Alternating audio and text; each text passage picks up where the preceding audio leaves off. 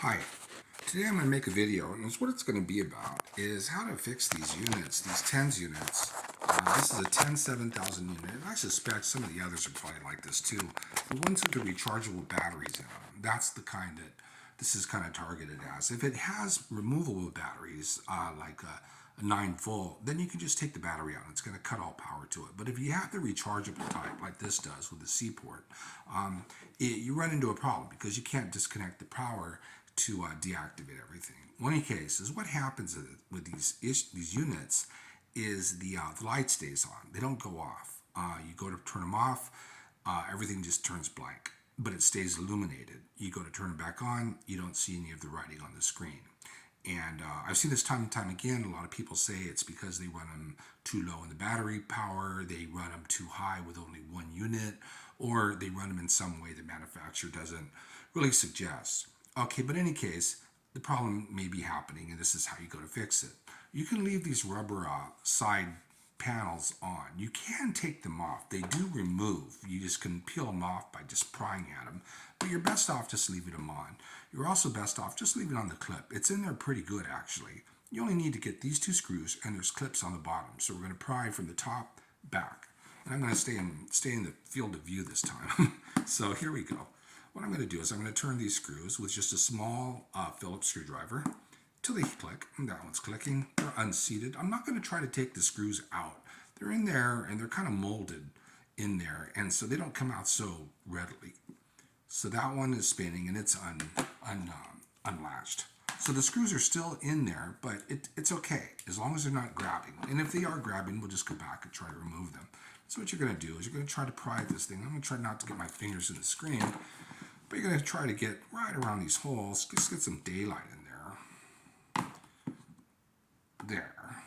Okay, then kind of press on the side to keep that. And let me get my flathead for this.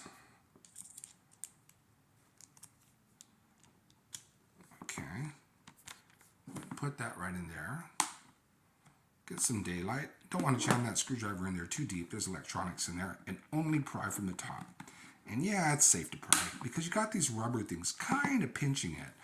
And all we're really concerned with, the only thing that's really holding it on there are these two clips on the bottom. Just don't force those and you're fine. Kind of get it away and there you go. And there's your two little clip teeth on here on the bottom.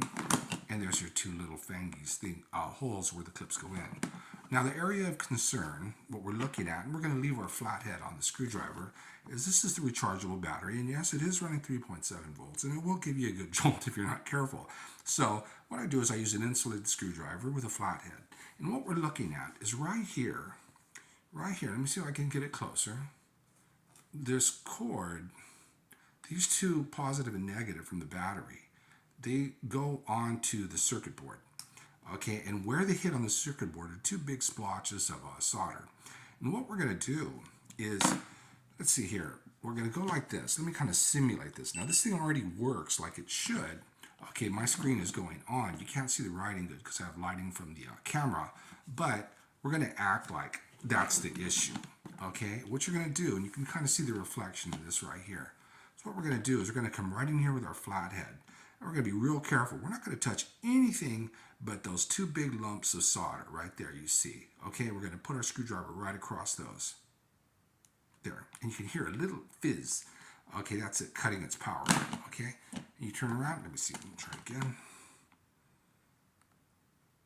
There, went out. Okay, once it goes out, you can turn it back on.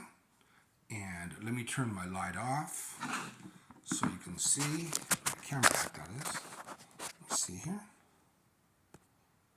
I lost my ability. There, you can see it there. Okay, yeah, the lights go on. Writing goes on. And writing goes off. Light goes off. Writing goes on.